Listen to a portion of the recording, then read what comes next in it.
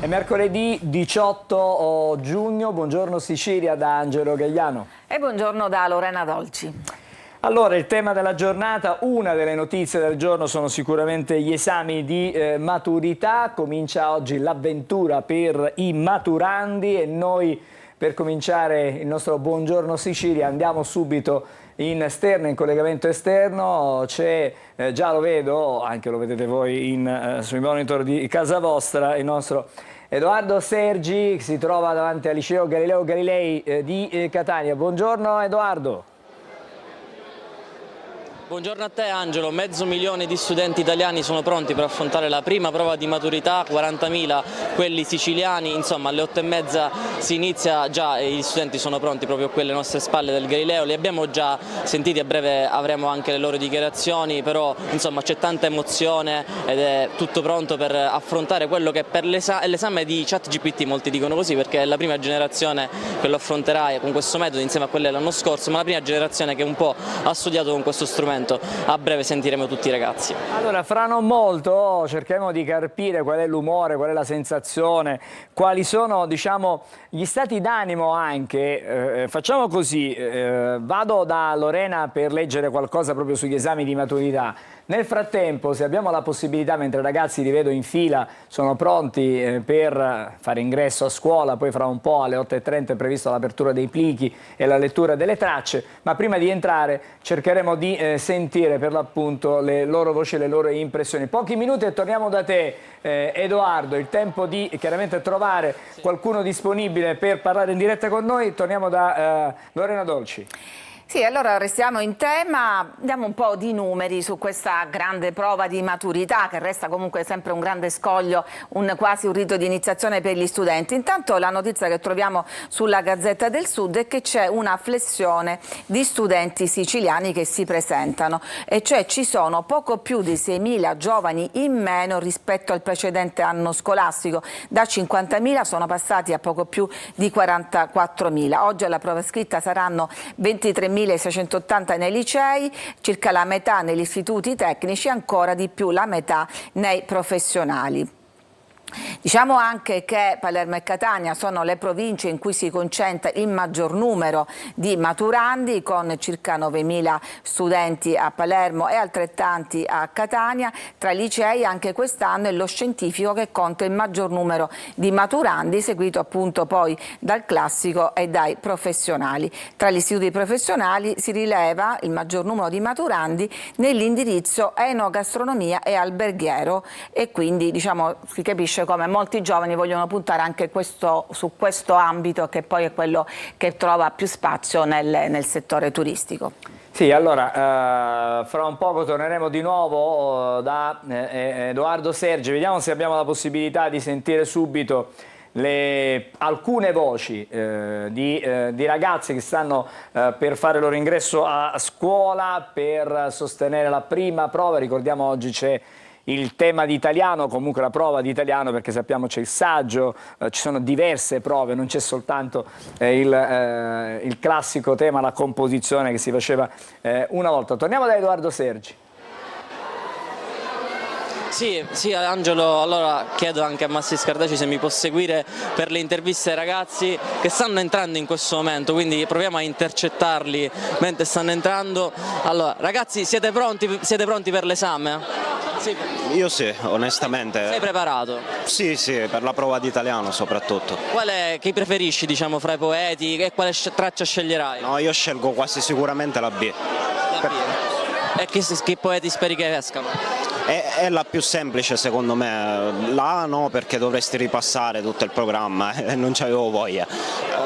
La C dipende dai temi. Ottimo, in bocca al lupo, vai, entra perché ti aspettano, mentre noi capiamo di sentire qualche altro ragazzo. Ragazzi, siete pronti per oggi? Insomma. C'è un po' di ansia? Sì, abbastanza, anche un po' di emozione. Ma ieri avete festeggiato? E come? Sì, siamo venuti qua sotto scuola e sì, abbiamo festeggiato. Speriamo bene. Siete preparati? Non c'è bisogno di ripassare? Sì, diciamo che le cose abbiamo studiato in questi anni, dipende poi dalla gestione dell'ansia e del tempo. Allora, quale sceglierete fra le tre tracce? Ragazzi, venite qua, quale sceglierete? La B. B, C perché tema di attualità. Sì, esatto, a me piace scrivere, quindi veramente là non l'ho neanche guardata, considerata come... Ottimo, tu invece? Sicuramente non la... Non la, perché è quella più difficile. Non perché è la più difficile, perché non voglio che sia collegata agli autori che abbiamo studiato, voglio un tema diverso, di attualità, un testo argomentativo. Tu sceglierai? Non lo so, quella che mi ispirerà di più, che poi dipende dalla traccia. Tra le 7 tracce, esatto, bisogna capire qual è quella più semplice. Allora ragazzi, tu invece quale scegli? Io la A, totalmente. C'è un poeta, un qualcosa che preferisci? Magari si parla di D'Annunzio, Garibaldi, D'Annunzio, non lo so. Io preferirei Ungaretti, però è uscito l'anno scorso, quindi si spera in Montale. Montale. E quest'anno è il centenario di Ossi di Seppia, giusto? Esatto. Va bene, ringraziamo i ragazzi. Edoardo, ringraziamo i ragazzi che stanno Edoardo. per entrare ora. Sì. Vediamo se possiamo fare una battuta veloce sul fatto, cioè sui temi di attualità, quale potrebbe essere, diciamo, la loro scelta, se si aspettano qualcosa da questo punto di vista, se riusciamo a carpire un attimo quelle che potrebbero essere le loro previsioni anche, se riusciamo. Cosa sceglierete? Che tema sceglierete oggi? Probabilmente la B. La B. C'è qualcuno che sceglie la C invece? Tu la B? Lui. No, dipende dalla traccia, la B o la C. Ma la C c'è un tema d'attualità che ti piace di più, non lo so, fra quelli che possono uscire? No, sono pronto a tutto, vediamo, in base alla B sceglierò, se la C è troppo difficile faccio la B. Tu invece? Io pure tipologia B. Tipologia B, quindi sappiamo che la B in questo momento è la favorita, mentre noi seguiamo i ragazzi che stanno entrando dentro la scuola per poi posizionarsi fra i banchi che saranno ovviamente nel corridoio e nelle classi. Allora, stanno entrando i ragazzi, c'è anche il professore Ferlito che è il vicepreside che sta coordinando tutte le operazioni.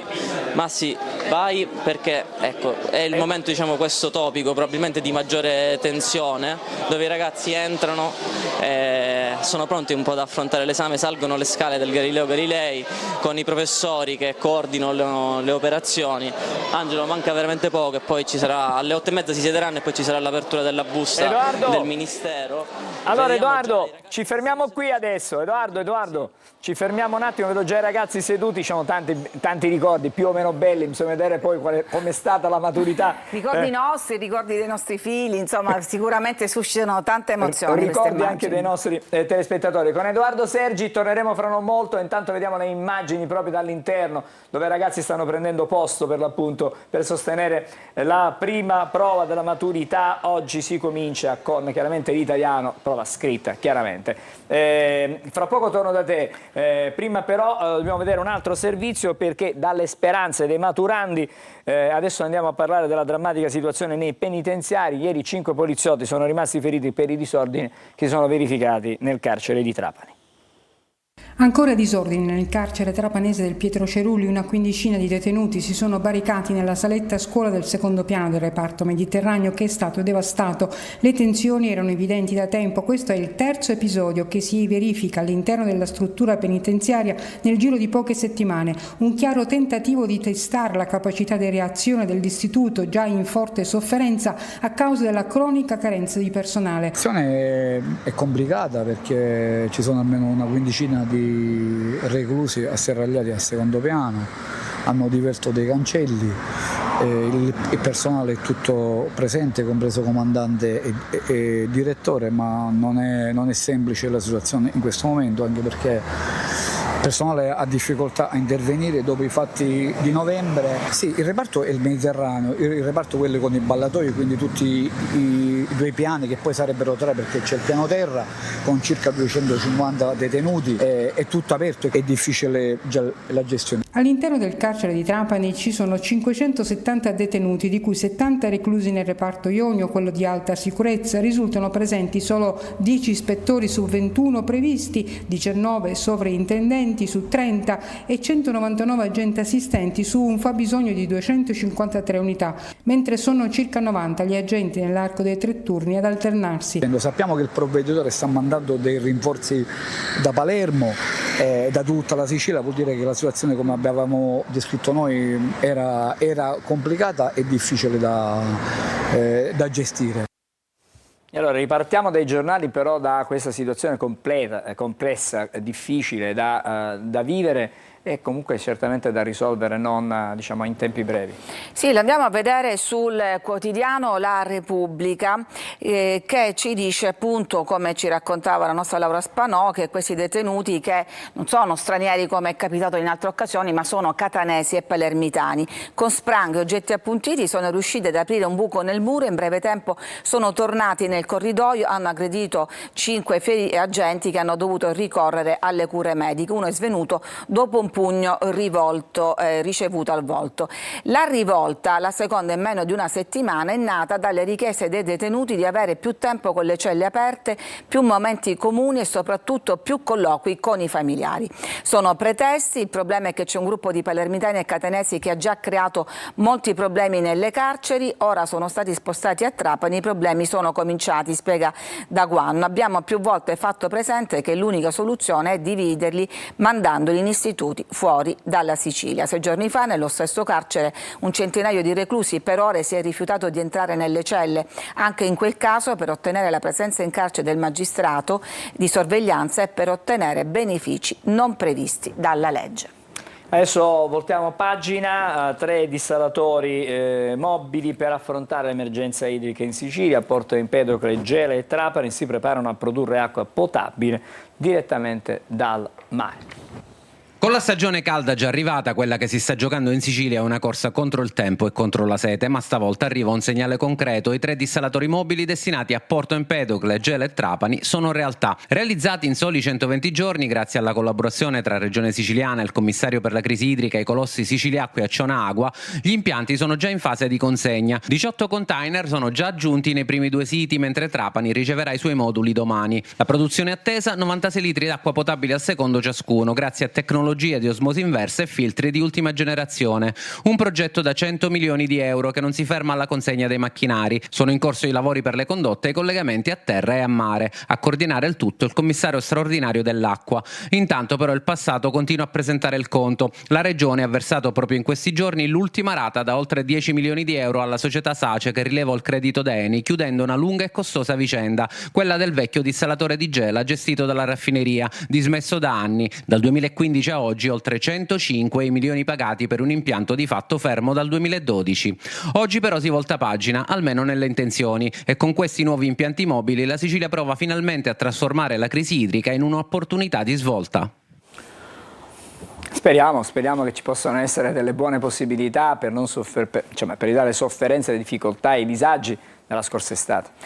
Sì, questa consegna è stata annunciata dal Presidente Schifani con grande soddisfazione, ma anche con un piccolo aiutino. Ieri qualcuno ha giocato sul fatto che il post fatto da Schifani presentava l'inizio con l'intelligenza artificiale, quindi non soltanto i maturandi cercano l'aiutino, ma anche l'ufficio stampa del Presidente della Regione, e poi ha appunto manifestato tutta la sua grande soddisfazione. Devo dire che guardando i giornali però c'è qualche differenza sui tempi di realizzazione.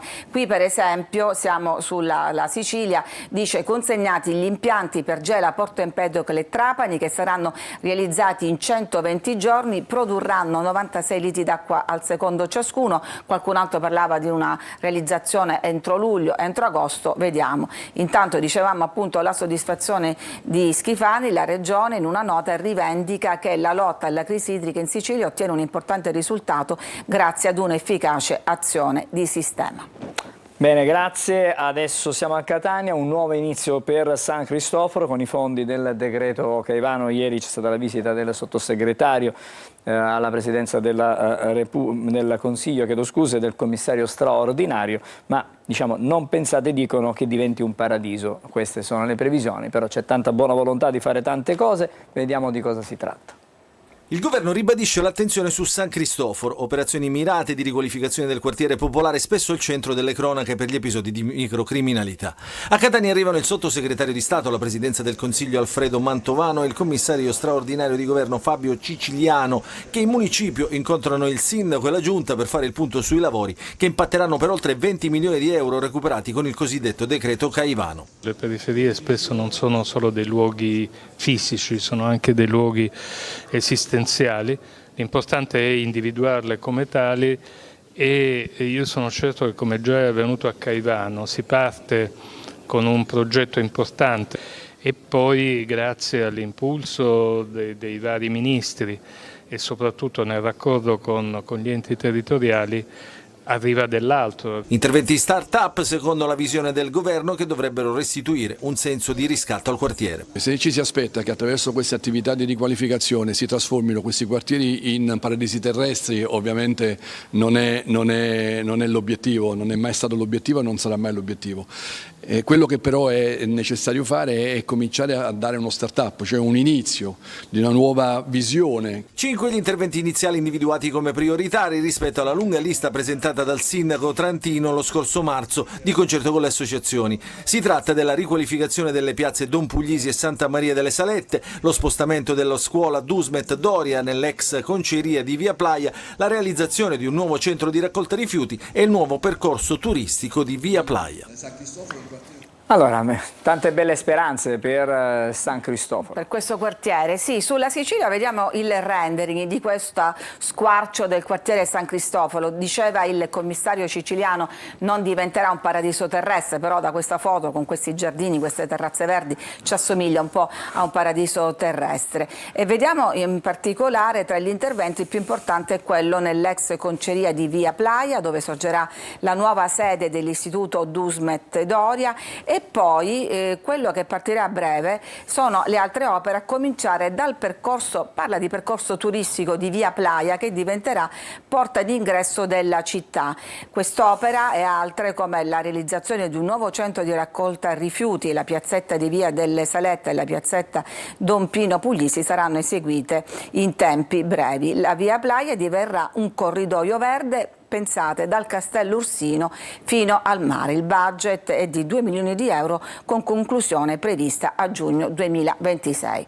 Diciamo, se non è un paradiso terrestre ci assomiglia e speriamo che venga realizzato. Andiamo avanti adesso con la lettura degli altri giornali regionali, a partire dal Quotidiano di Catania, La Sicilia, che in prima pagina mette a punto la fotonotizia sui distallatori mobili di cui è cominciata la consegna, consegnati i primi distallatori da 96 litri di acqua potabile al secondo per Gela, Porto Empedocle e Trapani. E poi lo strano caso del biologo artista, un consulente esterno dunque, che l'ARPA paga 164.000 euro l'anno. Andiamo a vedere la prima pagina del quotidiano, del tomo di Palermo del quotidiano La Repubblica. La Regione sblocca le assunzioni, previsti 1.400 posti di lavoro. I nuovi ingressi serviranno per rafforzare la pianta organica dei dipartimenti, ma la Corte dei Conti attacca, è stato scelto un criterio piuttosto approssimativo. E poi vediamo qui di spalla nuove minacce alla giudice che salva i figli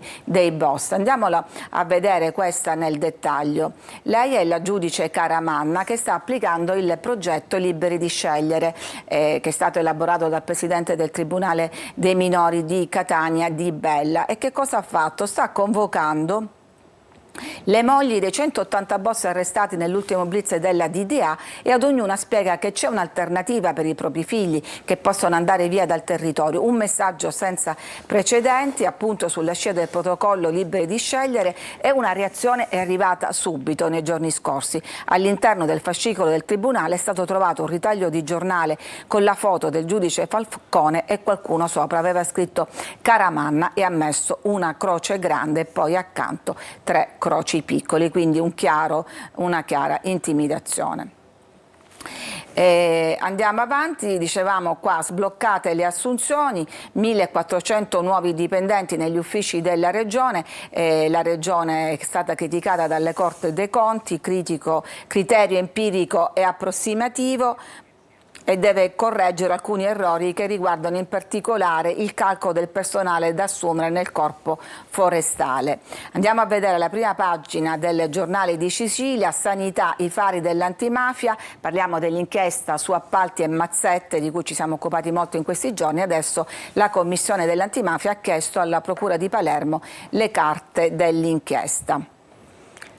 E vediamo poi la prima pagina della parte interna del quotidiano di Catania. Sabato le prime aperture di solarium e spiagge libere, ma i sudicioni sono già passati. Il mare è gratis, scusate il ritardo. A te Angelo. Grazie Lorena. Adesso come ogni mattina la nostra finestra di informazione sul traffico, sulla viabilità, grazie al Polstra del compartimento della Sicilia orientale. A Catania stamattina per noi dalla sala operativa vedo per l'appunto l'assistente capo coordinatore Salvatore Furnari. Buongiorno. Buongiorno dalla Polizia Stradale, centro operativo compartimentale Sicilia orientale. Nella giornata odierna il traffico risulta scorrevole sulla grande viabilità. Segnaliamo soltanto sulla tangenziale di Catania direzione sud tra Paese Etnè e Mister Bianco dei rallentamenti per traffico intenso. Poi passiamo alla 01, la Catania-Siracusa, nel tratto tra Passo Martino e Lentini, in entrambi i sensi di marcia, e registriamo dei rallentamenti dovuti al traffico intenso e ai lavori della galleria San Demetrio. Passiamo adesso alle chiusure notturne che saranno previste nella fascia oraria dalle 22 alle 06. Siamo sulla 20 in direzione Palermo, il tratto compreso tra Patti e Brolo sarà chiuso nelle fascia notturna. La stessa chiusura tra le 22 e le 06, quindi notturna, si applicherà sulla A18 Siracusa Modica in direzione nord tra Cassibile ed Avola, con uscita obbligatoria ad Avola e rientro a Cassibile, percorso alternativo in questo caso la strada statale 115. Non avendo altre notizie da segnalare, concludiamo raccomandando a tutti i conducenti coinvolti in incidenti stradali che non hanno generato feriti a persone di rimuovere i veicoli che ingombrano la carreggiata, posizionandosi in condizioni di sicurezza, procedendo lì allo scambio dei dati tra le parti. L'ingombro della carreggiata può generare spesso un evento infortunistico con conseguenze ancora più gravi. Con questo vi ringraziamo per la vostra attenzione, vi salutiamo e buona guida a tutti. Molto bene, grazie all'assistente capo coordinatore Salvatore Furnari dalla sala operativa del compartimento Polizia Stradale Sicilia Orientale, stamattina da Catania per l'appunto. Adesso stiamo già vedendo, eccole qui le immagini che ci mostrano la situazione su via Vincenzo Giuffrida, traffico scorrevole assolutamente tranquillo, evidentemente insomma la fine dell'anno scolastico ha portato importanti benefici al traffico cittadino. Sulla circonvallazione di Catania, qui siamo un po' più a rilento, le auto viaggiano ad una andatura diciamo bassa, considerato evidentemente gli spostamenti, il flusso veicolare. Dobbiamo fare la prima pausa della mattinata, ci fermiamo e poi dopo andremo a vedere anche i quotidiani, quelli nazionali, e vedremo un attimino a che punto sono le operazioni per quanto riguarda invece gli esami di maturità. Tutto questo fra poco.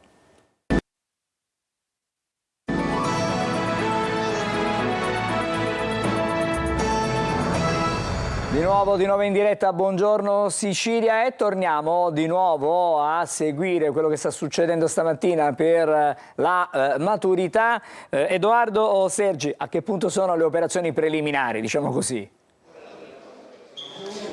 Allora, sono stati consegnati i telefoni da poco e adesso si stanno consegnando i fogli.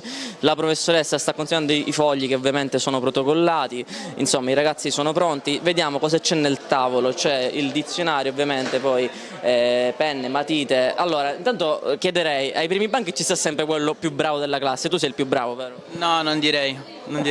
Però perché ti hanno messo al primo banco? Beh, allora, alla fine messo qua davanti, a me avevo l'idea che l'aria venisse meglio, però non lo so se sarà così, alla fine c'è troppo caldo. Esatto, a proposito di caldo, vediamo una cosa simpatica, perché hanno tutti questo ventilatore portatile, che ce l'hanno veramente quasi tutti i ragazzi, ed è un'innovazione questa, perché c'è caldo, vero? Sì, molto, anche con l'ansia e lo stress peggiora molto le cose, quindi con il ventilatore sto anche più tranquilla, a parte per il caldo. Esatto, allora camminiamo nel corridoio del Galileo Galilei perché volevo arrivare agli ultimi posti dove di solito ci sono quelli, diciamo così, meno bravi, se si può dire così. Allora voi siete qua alla fine, perché? Perché avete scelto così, la classe ha scelto in questo modo? Abbiamo scelto così, però Per ovvi motivi. Gli ovvi motivi sono che i più bravi sono davanti e quelli meno bravi sono dietro. Diciamo, abbiamo fatto un intervallo avanti, quelli un po' più bravini, e poi quelli dietro medi li abbiamo messi appunto dietro. Allora, prima di restituirti la linea, Angelo, io chiedo, i telefoni li avete consegnati, ovviamente, non ridete, però ecco, c'è sempre qualche modo per provare un po' a copiare, si può dire. Diciamo, può essere, dai, siamo un po' vaghi, Esatto, anche perché siamo in diretta, quindi, esatto. Tu sei l'ultimo. Perché sei il più scarso? Perché ti piace stare qua? Sono il più scarso, è un falso mito questo, i posti sono capitati così, ce li teniamo sinceramente a questo punto. Ok, tu ti sei cambiato i pantaloncini perché con i pantaloncini non si può stare? No. Io avevo direttamente i pantaloni lunghi. Angelo, ora fra un poco, ecco, verranno aperte le buste, noi scendiamo al piano terra e capiamo qual è la situazione. Grazie Edoardo. Allora torniamo di nuovo stamattina, un ping pong continuo, torniamo ai quotidiani, stavolta quelli nazionali, e la situazione è poco da ridere. Sì, noi stiamo vedendo l'ansia, comunque viviamo l'attesa di questi ragazzi che hanno preoccupazione, però mi sembrano abbastanza pronti ad affrontare ancora la prova. con un po' di senso di ironia con questa distribuzione dei posti, però dico, passano gli anni ma sempre questi corridoi pieni di afa e di caldo, che insomma aggiunge stress naturalmente a quello di dover scrivere il tema. Quindi sorriso adesso ce lo togliamo, perché andando a guardare le prime pagine dei quotidiani nazionali naturalmente incontriamo gli scenari di guerra e vediamo subito, mettiamo a confronto le prime pagine di Repubblica e Corriere, che sono molto simili. Iran, Trump pronto alla guerra, il presidente chiede la resa incondizionata di Khamenei, presidente dell'Iran, per ora non lo uccideremo ma la pazienza sta per finire. Titolo quasi identico, il Corriere della Sera, Iran, Trump è pronto a entrare in guerra. L'ultimatum del presidente, ora la resa incondizionata. Dico di più, perché stamattina si rimbalza ovviamente da oltreoceano dagli Stati Uniti, il Wall Street Journal dice che Trump non ha ancora deciso se attaccare. Questo è quello che viene riportato, e spera che Teheran accetti la richiesta proprio sul nucleare. Di questo ultimatum. E la Stampa appunto ribadisce Iran resa incondizionata, Trump sta valutando di entrare in guerra, sposta i caccia, naturalmente questo spostamento in avanti perché l'attacco da parte di Israele è stato finora un successo. E qui sotto vediamo invece la Meloni a colloquio con Trump, colloquio che si è svolto su una panchina, e la Stampa racconta come la Premier gestisce il superego dei maschi alfa.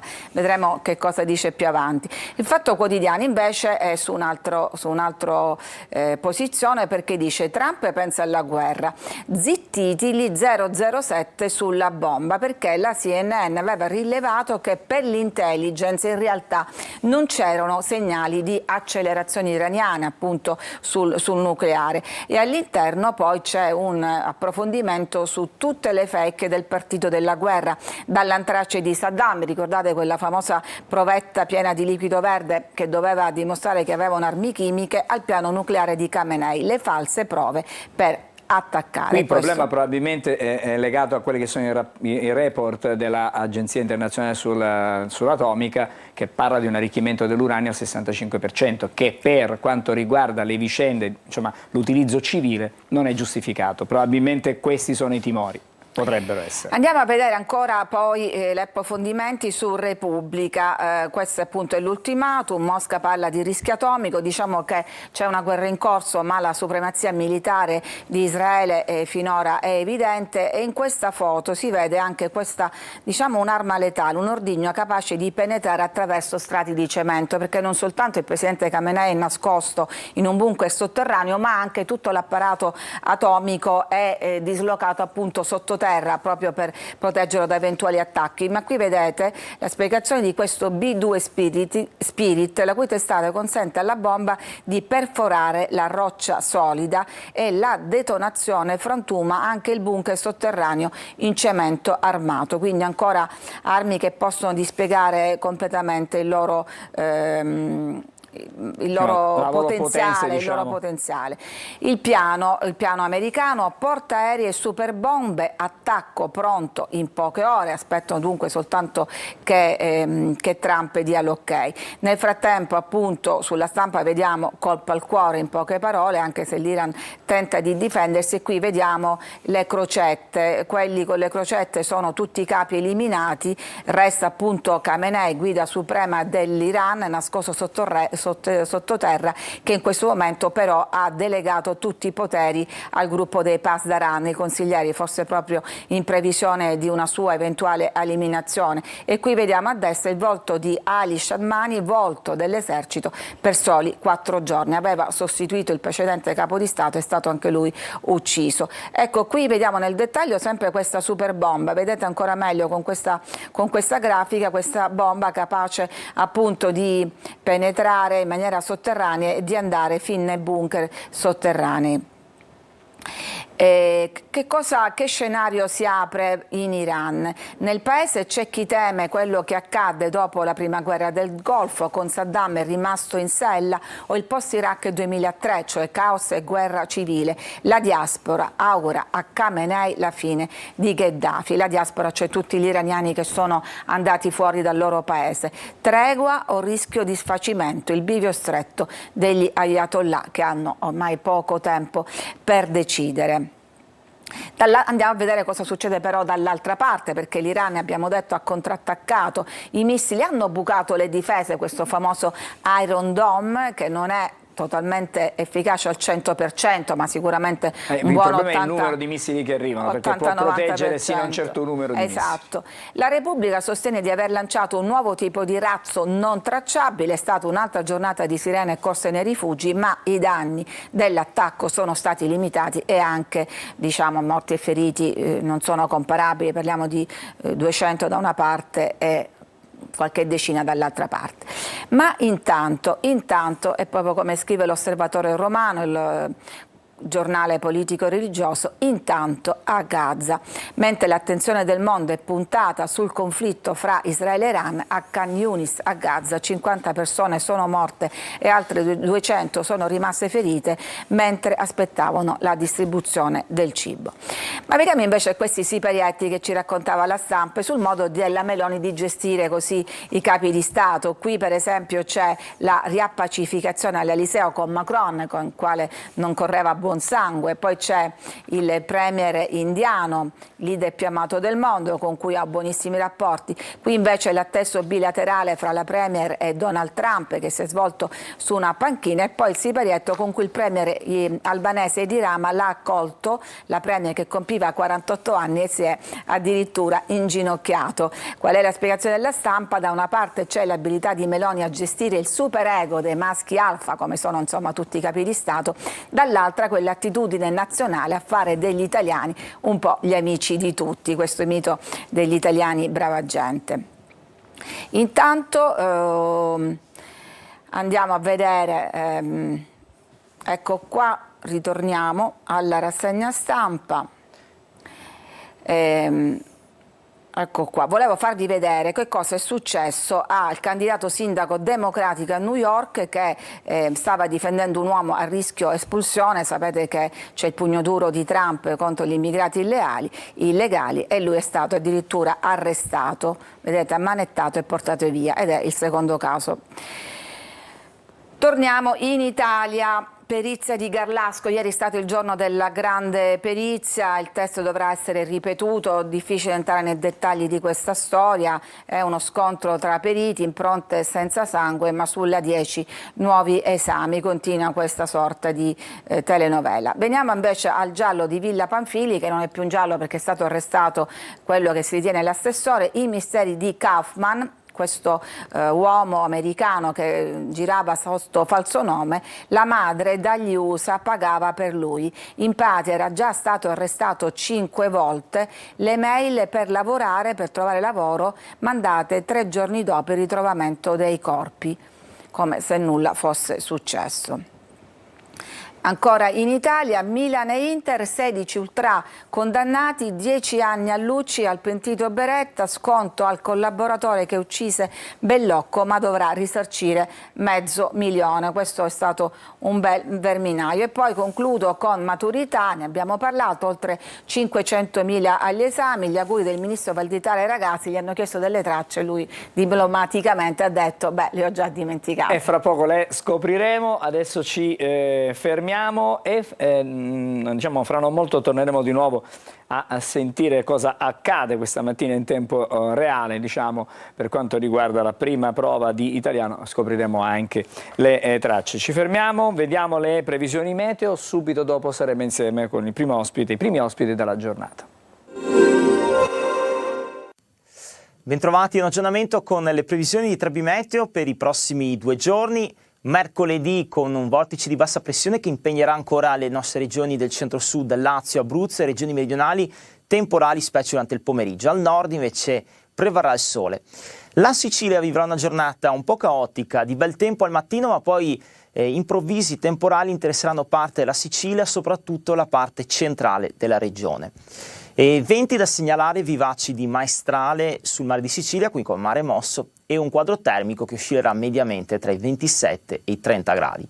Per quanto riguarda poi la giornata di giovedì, come possiamo notare ci saranno nuovi temporali su molte aree della Sicilia durante il pomeriggio, quindi saranno dei temporali un po' più diffusi e interesseranno anche la parte occidentale della regione. E le temperature non subiranno grosse variazioni, siamo sempre attorno ai 27-31 gradi mediamente. Maggiori dettagli sulle vostre località scaricando l'app di Trebi Meteo o ci sono articoli sul sito web. Desiree, ma quando cucini tu con me, Desiree? L'assaggio è l'immenso per me.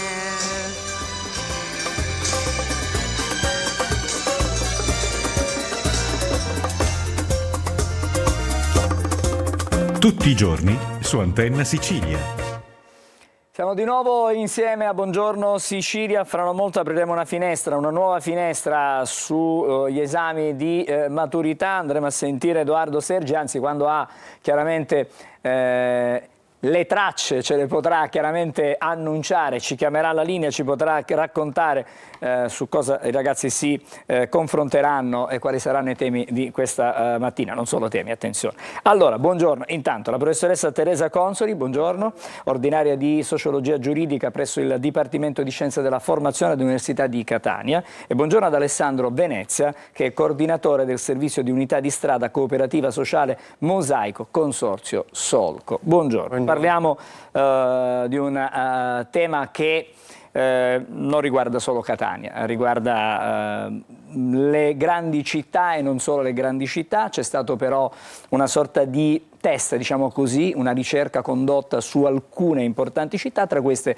c'è anche Catania. La situazione, lo spaccato che viene fuori per quanto riguarda le persone senza fissa dimora. Mi rivolgo intanto alla professoressa. Intanto buongiorno. Grazie.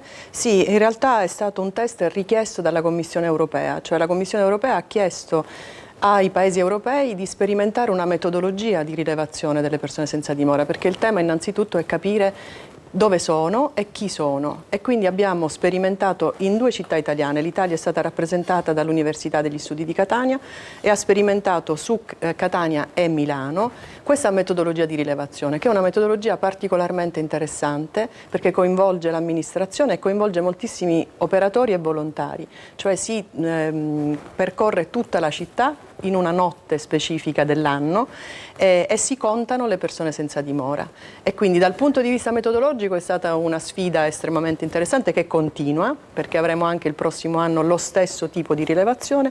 Dal punto di vista dei dati abbiamo scoperto, ma in realtà corrisponde ai dati che gli operatori in qualche modo già conoscono, che sul territorio catanese, su tutto il territorio catanese, abbiamo individuato circa 150 persone. Stiamo parlando della città di Catania. Esatto. Allora, fra poco andiamo da Sergi, ma intanto parliamo con Alessandro Venezia.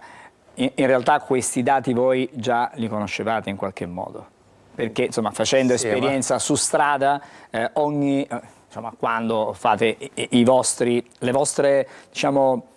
vostre missioni, perché sono delle missioni quelle che fate voi, andare a portare sostegno a queste persone, portate cibo, portate coperte, portate quello che serve soprattutto in inverno, perché l'inverno chiaramente è quello più duro da affrontare. Numeri che vi hanno in qualche modo sorpreso oppure no?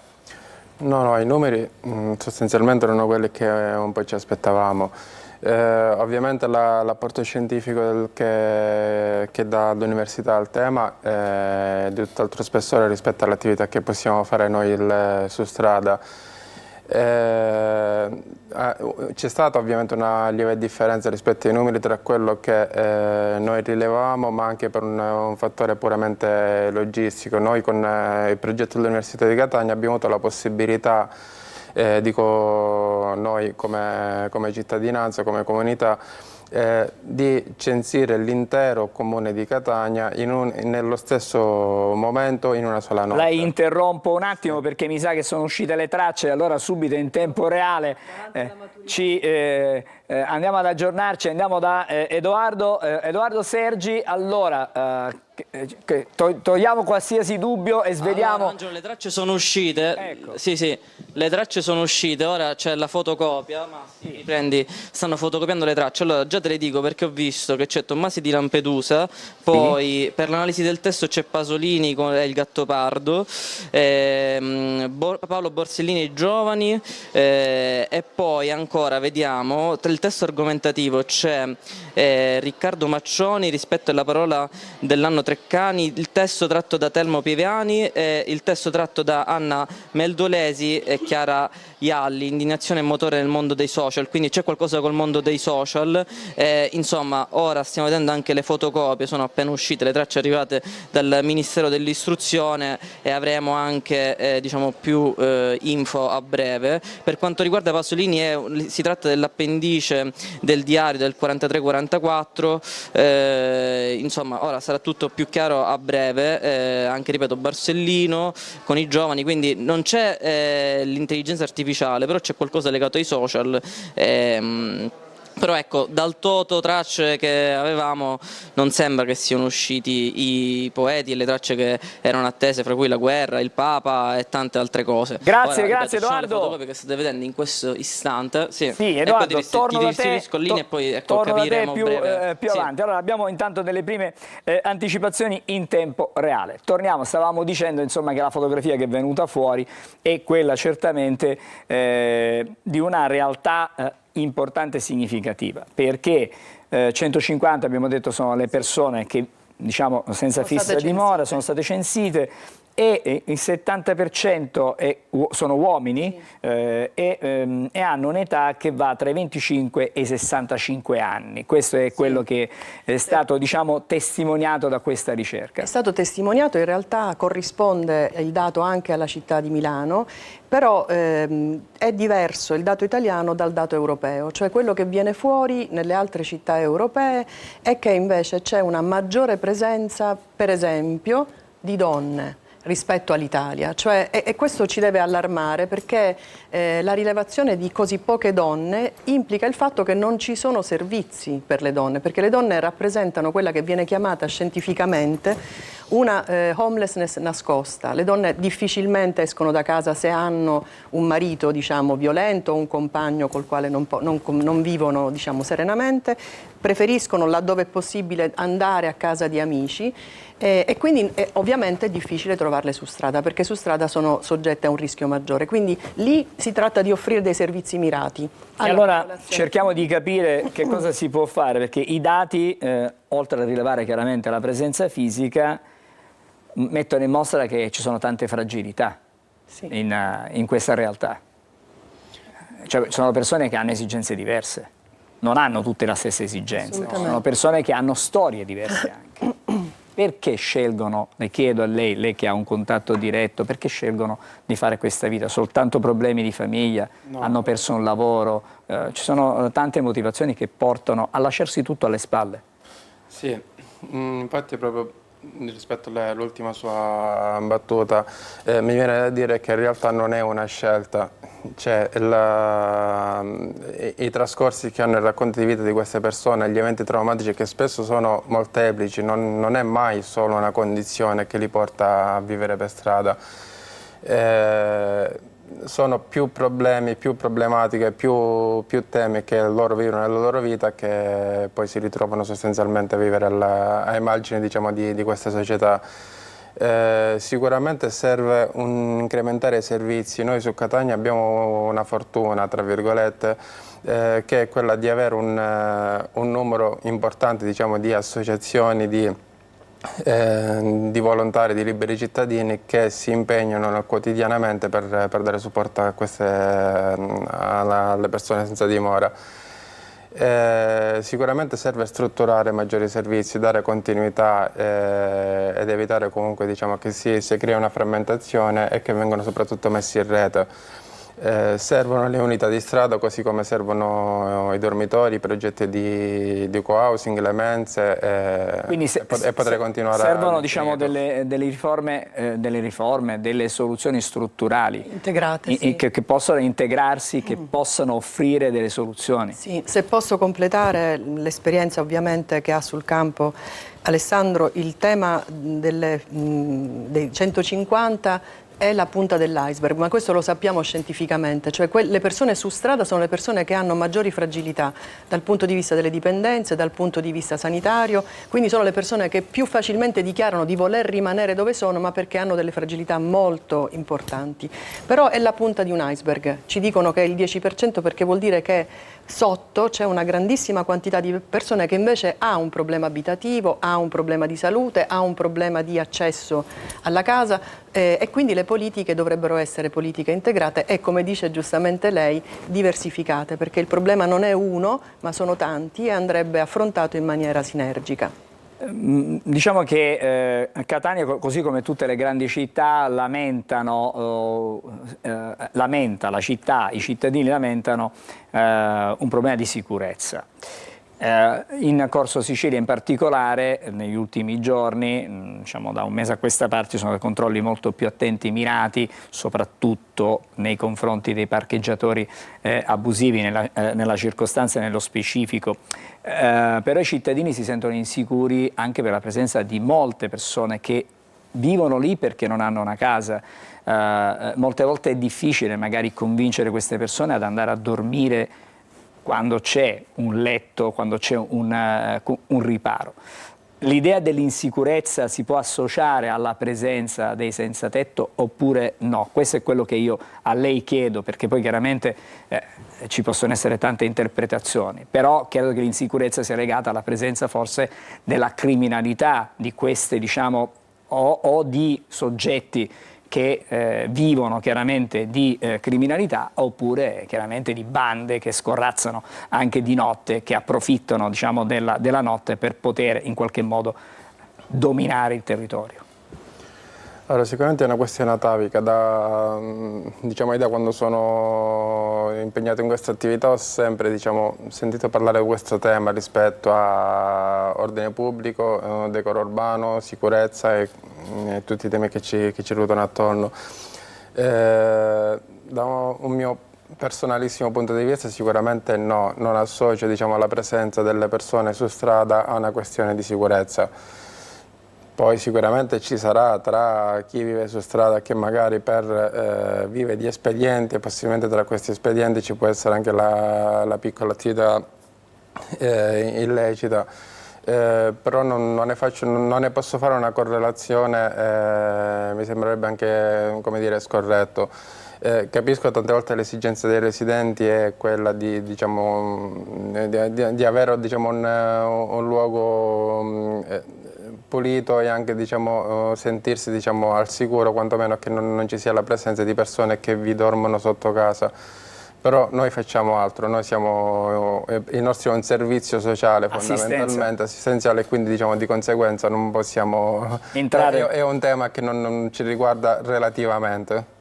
Con la professoressa vorrei chiudere, perché questa esperienza di Catania a un certo punto potrebbe essere, anzi quasi sicuramente sarà un progetto pilota Lo è già. da prendere in considerazione anche per le prossime ricerche, perché si allarga questa ricerca. Sì, lo è già, nel senso che l'esperienza della zonizzazione, cioè coprire tutta la città, costruire insieme all'amministrazione comunale e ai servizi tecnici dell'amministrazione delle zone che coprivano tutta la città, che sono state percorse dalle persone o a piedi o in macchina, è stata un'esperienza considerata appunto pilota e è stata presentata alla Commissione europea come un'esperienza di grande rilievo e sarà replicata il prossimo anno in 3 città italiane. E quindi sarà Catania nuovamente nella Conta, ci saranno anche Brescia e Padova e quindi la Conta verrà replicata in Italia su queste 3 ma in 35 città europee. E quindi insomma i dati saranno ancora più attendibili, saranno ancora più, diciamo, più scrupolosi e magari ci ritroveremo l'anno prossimo per capire che cosa diciamo, è cambiato e se è cambiato qualcosa ovviamente. Grazie alla professoressa Teresa Consoli, che è ordinaria, lo ricordiamo, di Sociologia Giuridica presso il Dipartimento di Scienze della Formazione all'Università di Catania. Grazie anche ad Alessandro Venezia, che è il coordinatore del servizio di unità di strada cooperativa sociale Mosaico, Consorzio Solco, un servizio importantissimo per chi vive per l'appunto senza un tetto, per chi non ha una casa. Grazie, buon lavoro a chi opera direttamente sul campo, buon lavoro a lei. Per gli esami di maturità. E auguri ai ragazzi, fra poco ci torniamo. Grazie professoressa, ci fermiamo ancora, breve sosta e poi torniamo con altri ospiti. Abbiamo un altro collegamento, dovremmo andare anche a Taormina fra non molto. A fra pochissimo.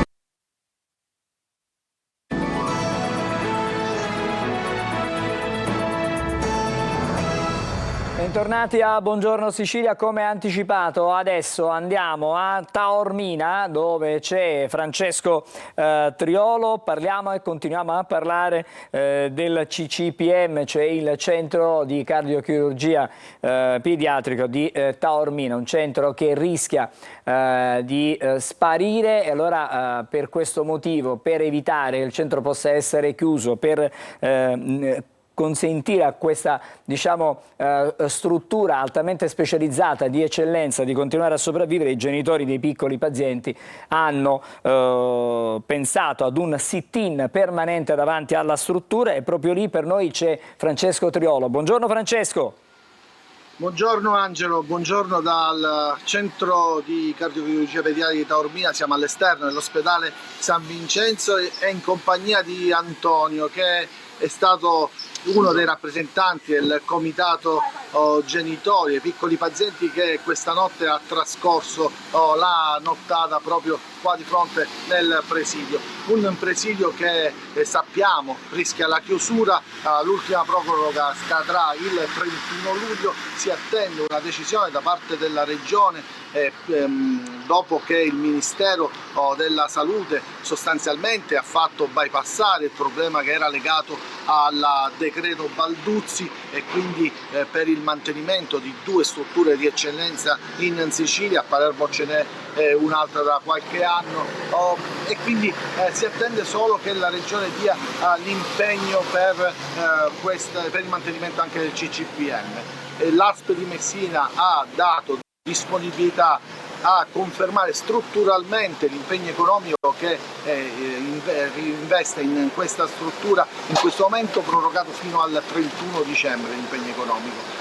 Quindi ci sono dei segnali positivi, ma manca la chiarezza, mancano notizie e questo è quello che chiedono i genitori. Considera che oggi c'è una commissione salute all'ARS proprio sul CCPM in cui si discuterà il futuro del centro di cardiochirurgia pediatrica. Però io ti farei parlare con Antonio perché che cosa significa, per capire cosa significa il CCPM per i genitori, per i piccoli pazienti della struttura. CCPM per noi è la nostra casa, la nostra cura, come spesso abbiamo mostrato con i nostri striscioni, con le nostre precedenti interviste. Non vogliamo che diventi una preoccupazione la sua scomparsa, il suo dissolversi nell'efficienza, per cui chiediamo che ci sia un'accelerazione, che si alzi un po' il volume del dialogo, affinché si possa finalmente definire il destino di questo meraviglioso reparto che ce lo invidiano a molti cosa chilometri da qui. significa per voi genitori il mantenimento qui? Quali sarebbero i disagi se dovessero chiudere?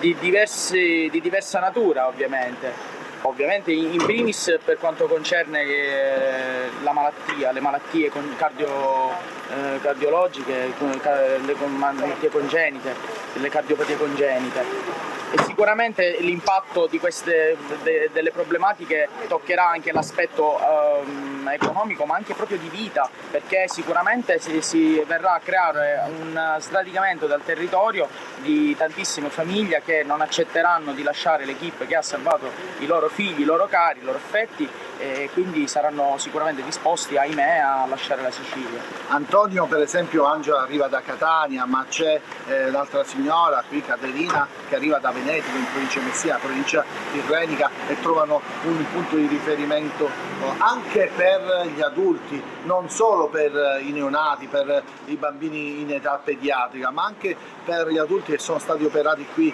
tanti anni fa e che poi hanno bisogno di un costante monitoraggio e di cure. Certamente si tratta dei GUC, ovvero quei pazienti che nasce in piccoli pazienti che diventati adulti continuano a essere seguiti dal reparto. Non si può perdere questa eccellenza. E ci sono persone, ci sono pazienti che provengono da punti della Sicilia estremi e non possono arrivare, ci sono tantissime difficoltà. Guarda Angelo, parlavamo di Caterina, eccola qua. Caterina, dicevo, arrivava da Venetico, ha una figlia ultra trentenne. Il CCPM cosa significa, Caterina? Ci hai spiegato per i nostri spettatori? Il CCPM significa la vita per mia figlia ha 36 anni. Ci venga a precisare che qui non vengono curati solo i bambini, ma anche i cardiopatici congeniti adulti, i ragazzi come mia figlia. Mia figlia da un mese ha iniziato a tanti interventi al cuore, valvola cambiata, un casino. Da un mese ha iniziato un farmaco sperimentale e deve essere monitorata costantemente. E dunque se qui il 31 luglio dovesse chiudere, io devo portare mia figlia. Francesco. Sì, Francesco, voglio dire allora che il CCPM rappresenta speranza, oltre a rappresentare, diciamo, un'eccellenza da un punto di vista medico, e quindi dà garanzie o comunque dà una speranza a tutti coloro che convivono quotidianamente con questi gravissimi problemi di salute, dai più piccoli, come abbiamo sentito, anche ai giovani che sono costretti a ricorrere a cure sperimentali come quella che viene praticata, come quella che sarà praticata alla figlia della signora che abbiamo appena sentito. Francesco, ma oggi, dicevi tu, c'è una importante seduta in commissione all'ARS. Hanno avuto rassicurazioni in qualche modo, si sono confrontati con il Presidente della Regione, sicuramente con l'assessorato alla sanità della Regione siciliana. Che cosa si aspettano, che cosa si attendono? Perché questa è una battaglia che conducono ormai da tempo, quella...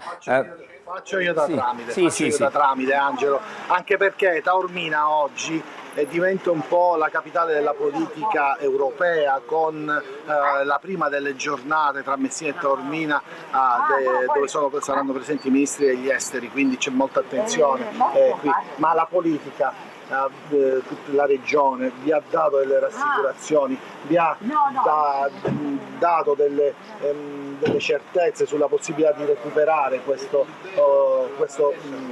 passare dalla proroga magari alla deroga? Allora, da diversi anni ci fanno promesse, si vede lì dai cartelloni che noi abbiamo, da tantissimi anni. Ora siamo arrivati al punto che abbiamo bypassato, diciamo, il decreto Balduzzi, perciò possono coesistere in Sicilia 2 centri.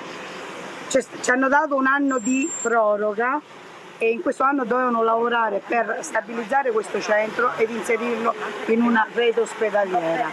Non è stato fatto, ora appunto scadrà la proroga e noi ora vogliamo una deroga. e siamo qui aspettando appunto la politica che venga qui a dirci sì, rimarrà qui, sì, verrà chiuso, sì, lo spostiamo. Fino adesso niente. Nessuno, niente, non sappiamo nulla.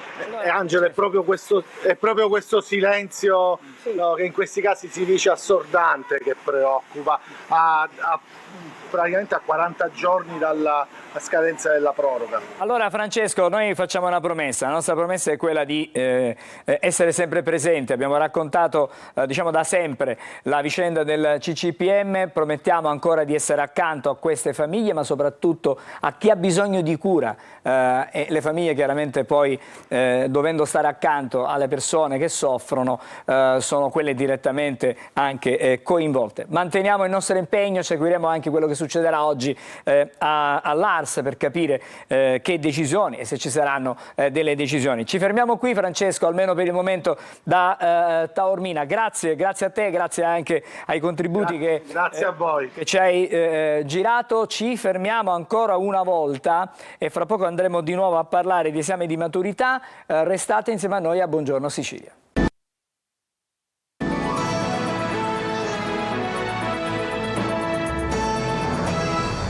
E allora parliamo ancora di esami di maturità, già iniziata la prova o praticamente ci siamo quasi, perché c'è stata la lettura chiaramente delle tracce che già conosciamo in parte. Torniamo da Edoardo Sergi.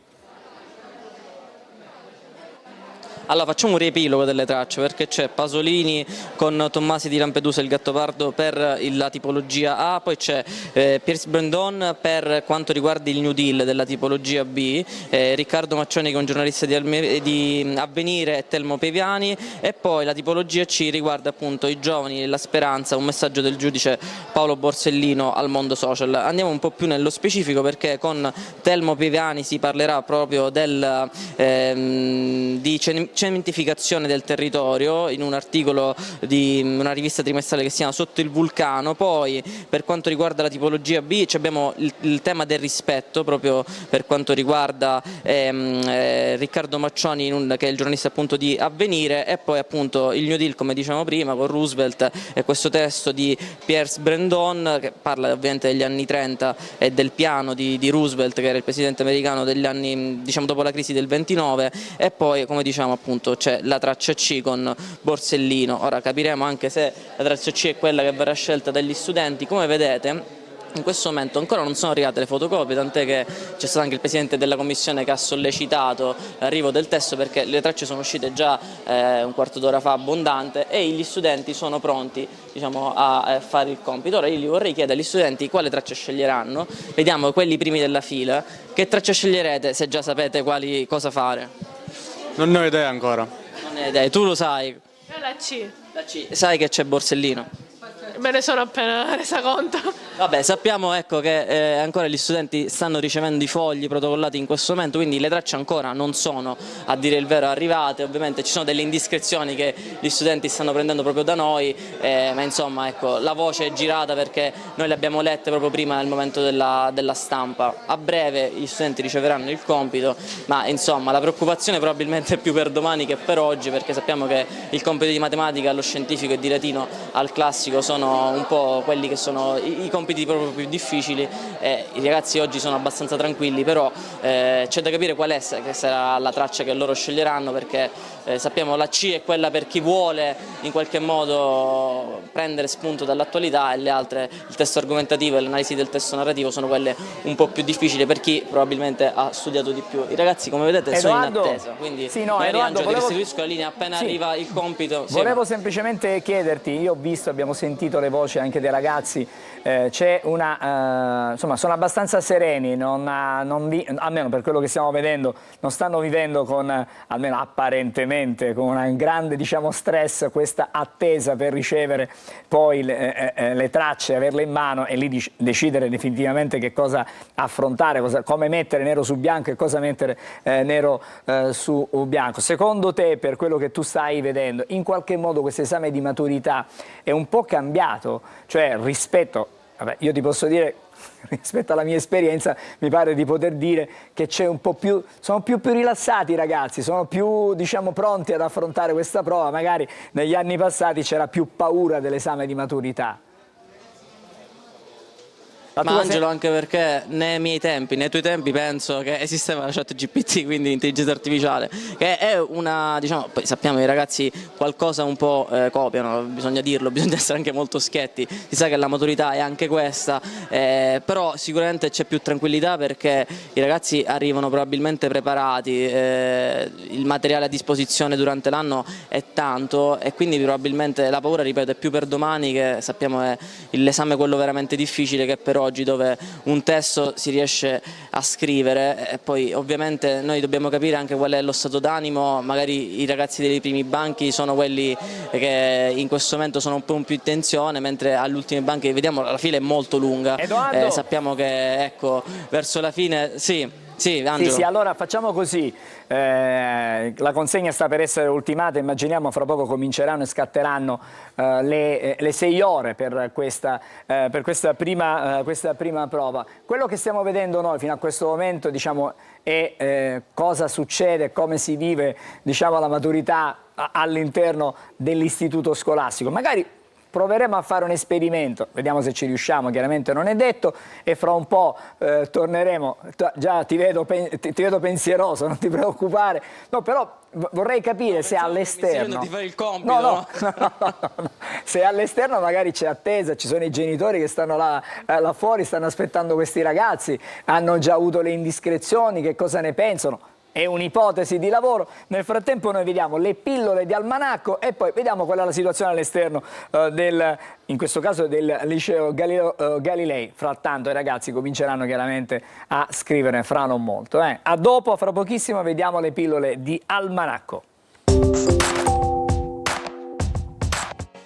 Le Nazioni Unite hanno deciso di promuovere una giornata internazionale dedicata al contrasto dell'hate speech, ovvero dei discorsi d'odio, che a partire dal 2022 si celebra il 18 giugno di ogni anno.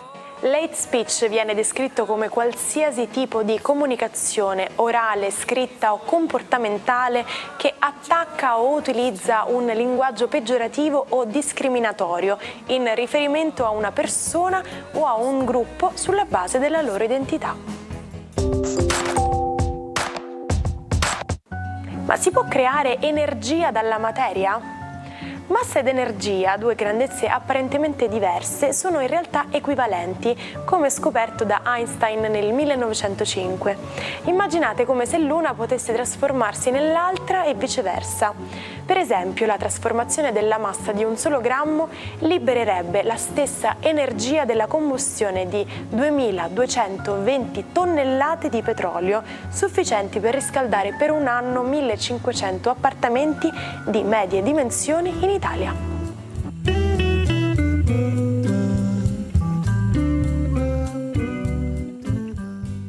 Siamo di nuovo insieme, vi do una notizia dalle agenzie. Un operaio di Caccamo, il 26enne Samuel Scacciaferro, è morto folgorato da una scarica elettrica mentre stava lavorando in un impianto fotovoltaico di proprietà di una società privata a Menfi, in contrada genovese. Sono stati inutili i tentativi di soccorso che sono stati portati dai colleghi di lavoro. L'ennesima morte bianca. Fra poco torneremo di nuovo a parlare di maturità e allora nel frattempo vediamo che cosa ci dicono le stelle oggi. Eccolo qua, eccolo. Marco Amato, buongiorno Marco, tazzina particolarissima quella di questa mattina per questo caffè, che un omaggio alla maturità anche questo, non credo. No, più che altro era un omaggio alla persona di cui parlerò oggi, perché mi chiedevo se un fiore in bocca può servire. Parliamo di Luca. Parliamo di Luca Carboni, che mette in discussione un assioma cartesiano stilato proprio da Lucio Battisti. Quindi insomma mi colpì moltissimo quando ero adolescente il fatto che si chiedeva se un fiore in bocca poteva servire o no. Lui non ci giurava. Vediamo, l'ultima parola l'avrà Silvia. Ebbene, allora vi racconto proprio di Luca Carboni, perché in quanto bilancia che ha Saturno, Nettuno, Giove e Sole in contrasto, quindi un segno zodiacale che vede una grande difficoltà, però il nostro caro Luca Carboni riesce a fare una rinascita veramente importante. È notorio che ha dichiarato sul palco di Cesare Cremonini che ha definitivamente chiuso con i suoi problemi legati alla salute, quindi un augurio sicuramente speciale a quest'artista che ha superato una fase brutta della sua vita, che ripropone comunque la sua arte. Dall'11 novembre in poi allo Stadio Unipol di Milano torna di nuovo in campo a cantare. Ebbene, questo è l'esempio di come si può resistere a un transito saturniano in maniera assolutamente eccellente. Ecco, la bilancia è un segno zodiacale che per adesso è sotto attacco, quindi in quanto segno d'aria, in quanto segno della valutazione, deve un po' mettere in discussione se stesso, ed è la cosa più difficile da fare per un segno zodiacale congegnato così, che ha sempre la virtù della mediazione. Per cui da ora in poi i bilancia si alleggeriranno notevolmente se solo partono nella loro valutazione critica proprio da loro stessi. Quindi in bocca al lupo a questo segno zodiacale che con Saturno contro, come nel caso di Carboni, dimostra eroicamente che tutto è superabile. E allora oggi una dolcissima luna in pesci vuole riequilibrare un po' tutto, anche perché, come detto, Marte si è spostato dal Leone alla Vergine, quindi c'è un po' più di calma nel cielo zodiacale. Quindi questo cosa significa? Che per Ariete è assolutamente, in quanto Marte il suo pianeta, tutto molto più calmo, tutto molto più strategico, pacato. È un Ariete che ha in cassa Saturno, per cui che deve pensare alla carriera, all'economia, ad un'ascesa personale, e ci riuscirà, supportato anche da un gruppo importante che per adesso si ritrova a sostenerlo come leader. Toro, la luna oggi vi fa gioco, è una luna molto importante perché è una luna che vi addolcisce, è una luna che vi prepara all'uscita di Urano dal vostro segno zodiacale, per cui dopo 7 anni respirate e si sente tutto questo alleggerimento nei vostri gradi zodiacali. Venere con voi, cosa volete di più? Gemelli, per voi la situazione zodiacale è molto ballerina, proprio perché i transiti di Mercurio e tutta una serie di aspetti zodiacali vi vogliono di nuovo brillanti, intelligenti, ma mai fermi. Quindi i gemelli per adesso si possono sentire sollecitati da tante cose belle, impegni, accadimenti che li tengono vivi. Cancro, per voi la luna oggi è una luna splendida, una luna di trigono, una luna dolce, una luna che vi fa pensare comunque anche ad una fase di grande accettazione rispetto agli affetti. Vi ricordo che Saturno vuole che decidiate sempre tra lavoro, amore, carriera e stabilità. Leone, l'alleggerimento di Marte nei vostri gradi zodiacali si sente tutto, è un leone più docile, un leone che torna gattino, un leone che ha bisogno di coccole e d'affermazione. Vergine, per voi Marte è un vero e proprio toccasana, proprio perché vi dà energia, vi dà forza, e con l'aiuto anche di Venere e dei pianeti in Toro può assolutamente essere il baluardo di azione che vi serviva per emergere un po'. Avete subito troppo, quindi adesso tornate in campo e combattete. Bilancia, per voi la situazione, come dicevo prima, è molto complessa, perché con tutti questi pianeti più o meno contro dovete cercare di barcamenarvi. A malincuore dovete fare delle scelte, che eliminare le zavorre e fare dei tagli, soprattutto in termini economici. Scorpione, per voi la luna è una luna di trigono oggi che vi fa pensare all'amore, proprio perché essendo in pesci sarebbe la vostra quinta casa ideale, per cui è molto ben stimolato l'aspetto affettivo e anche passionale con Marte che è tornato amico. Sagittario, per voi la luna oggi vi pone un quesito, ovvero tutto quello che riguarda la vostra stabilità, il vostro stare in casa, la vostra convivenza, tutto ciò che riguarda la vostra logistica. Oggi potreste avere dei dubbi, parlatene col partner. Capricorno, per voi è importantissima questa luna proprio perché vi fa essere un po' più comunicativi del solito, quindi via quella durezza che in genere il Capricorno può imprimere, per fare posto ad una comunicativa più elastica, più fluida. Oggi sarete bravissimi negli affari. Acquario, per voi la luna è una luna molto fantasiosa, una luna che riguarda comunque un senso creativo. Oggi però, al di là della fantasia, dovrete occuparvi di cose economiche, pratiche, gestire delle cose legali e ottimizzare un po' alcune situazioni. Pesci, protagonisti della giornata con una luna stupenda, Marte in opposizione, ma proprio oggi non vi volete arrabbiare, quindi sarete come degli splendidi muri di gomma contro i quali nulla potrà. E detto questo, auguro a tutti una splendida giornata. Buongiorno Sicilia. Grazie Marco, ci ritroviamo domani. Allora, l'ultima finestra questa mattina con Edoardo Sergi, torniamo di nuovo al liceo Galileo Galilei per chiudere, almeno per il momento, con la maturità. Edoardo. Sì Angelo, non ci sono i genitori, però i ragazzi hanno iniziato questa prima prova della maturità del 2025, stanno scrivendo, non li disturbiamo ovviamente, però insomma fra 6 ore poi capiremo quali sono le loro emozioni. Benissimo, grazie allora, grazie per il lavoro fatto a Edoardo, ci ha raccontato le emozioni, l'attesa, l'ansia di questa prima prova della maturità in un liceo della città di Catania, liceo Galileo Galilei, liceo scientifico Galileo Galilei. Grazie, buon lavoro a Edoardo Sergi. Torniamo di nuovo anche ai ragazzi. Grazie e soprattutto ai ragazzi, in bocca al lupo ai ragazzi. Sì, noi restiamo un po' in tema, vedete dalla stampa, maturità AI, l'intelligenza artificiale, un articolo dedicato appunto al rapporto fra la scuola e l'intelligenza artificiale. Che cosa dice l'influencer Barba Sofia? Ecco, dice che l'intelligenza artificiale va insegnata sin dalle superiori perché nell'università e nel mondo del lavoro tutti la useranno. In queste settimane è stata la più fedele delle compagne di studio, ha preso il posto di montagne di appunti cartacei, ha fornito riassunti e mappe concettuali in pochi secondi, anche se interrogata nel cuore della notte. C'è chi si è allenato con le chatbot per simulare tracce con la prosa di Italo Calvino o Pasolini, che fra l'altro è uscito se non sbaglio, ma oggi torna al proprio pensiero per affrontare la prova senza dispositivi e senza assistenza digitale. Con l'esame di Stato, e questa è un po' la conclusione, la scuola italiana si confronta con l'innovazione digitale ancor prima di avere stabilito regole condivise. Ed è proprio così. Grazie, grazie allora a Lorena Dolci, ci fermiamo qui per Buongiorno Sicilia di questa mattina, noi torniamo domani, come sempre a tutti voi una buona giornata.